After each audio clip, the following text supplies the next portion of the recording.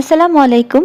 আজকে আমি আপনাদের সাথে সবচেয়ে সহজে এবং সবচেয়ে মজার বুট ভুনার রেসিপিটা শেয়ার করব, যেটা বানানো খুবই সহজ এবং সবকিছুর পরিমাণ আমি ডিটেইলসে বলে দিয়েছি।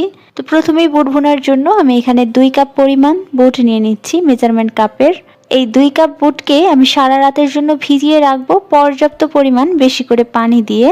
পানিটা একদম বেশি করে দিতে হবে, কারণ বুট কিন্তু ফুলে একদম অনেক বেশি হয়ে যাবে।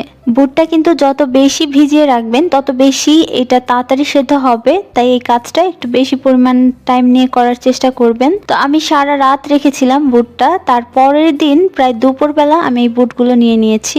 এবার বুটগুলোকে খুব সুন্দর করে একটু ধুয়ে একটা পাতিলে নিয়ে নিয়েছি, আর এর মধ্যে দিয়ে দিচ্ছি 1 টেবিল চামচ লবণ আর আধা চা চামচ পরিমাণ বেকিং সোডা। এই বেকিং সোডার কারণে কিন্তু বুটটা খুবই তাড়াতাড়ি সেদ্ধ হবে, প্লাস বুটটা একদম মোমের মতো গলে যাবে। তো এই পর্যায়ে আমি এর মধ্যে দিয়ে দেব 4 থেকে 5টা আলুগুলো একদম ছোট সাইজের, তাই এতগুলো দিচ্ছি।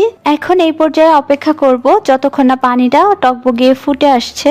যখন পানির মধ্যে বলক চলে আসবে তখন দেখবেন উপরে এরকম একটা ফেনা টাইপ কালচে বের হবে, যেগুলোকে উঠিয়ে একটু এভাবে একটা চামচের সাহায্যে উঠিয়ে ফেলে দিতে হবে। এবার রান্না করতে হবে যতক্ষণ না বুটটা সেদ্ধ হচ্ছে।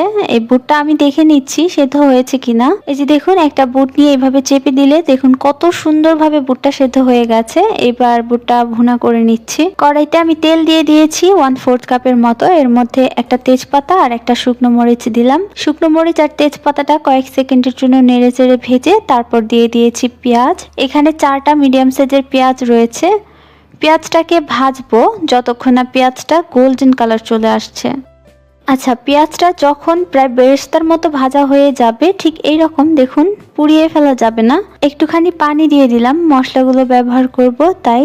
পানিটা দিয়ে একটু নেড়ে মিশিয়ে নিয়ে তারপর বাকি মশলাগুলো দিয়ে দিচ্ছি 1 টেবিল চামচ রসুন বাটা, 1 টেবিল চামচ দিয়ে দিচ্ছি আদা বাটা, দিয়ে দিচ্ছি 1 চা চামচ হলুদের গুঁড়া, 1 চা চামচ দিয়ে দেব মরিচের গুঁড়া, দিয়ে দিচ্ছি 1 চা চামচ ধনিয়া গুঁড়া, 1 চা চামচ জিরা গুঁড়া, আর 1 চা চামচ দিয়ে দিচ্ছি গরম মশলার গুঁড়া। এবার এখানে 2টা টমেটো দিচ্ছি ছোট সাইজের, আর লবণ দিয়ে দিয়েছি পরিমাণ মতো। যেহেতু বুটের মধ্যে লবণ দিয়ে সেদ্ধ করেছি, তাই এই পর্যায়ে লবণটা খুবই কম ব্যবহার করতে হবে।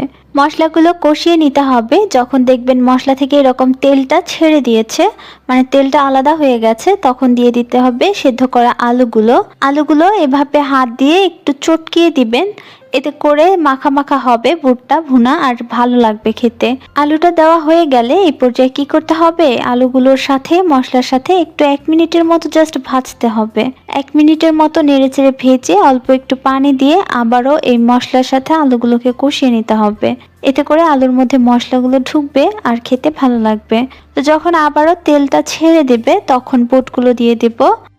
বুটগুলো দিয়ে খুব ভালো করে মশলার সাথে বুটগুলোকে মাখিয়ে নিতে হবে পুরোপুরি। যখন বুটের সাথে মশলার সাথে মিক্স করা হয়ে যাবে তখন দিয়ে দেব কাঁচামরিচ। এখানে 4-5টা কাঁচামরিচ আর দিয়ে দিয়েছি কতগুলো ধনিয়া পাতা কুচি।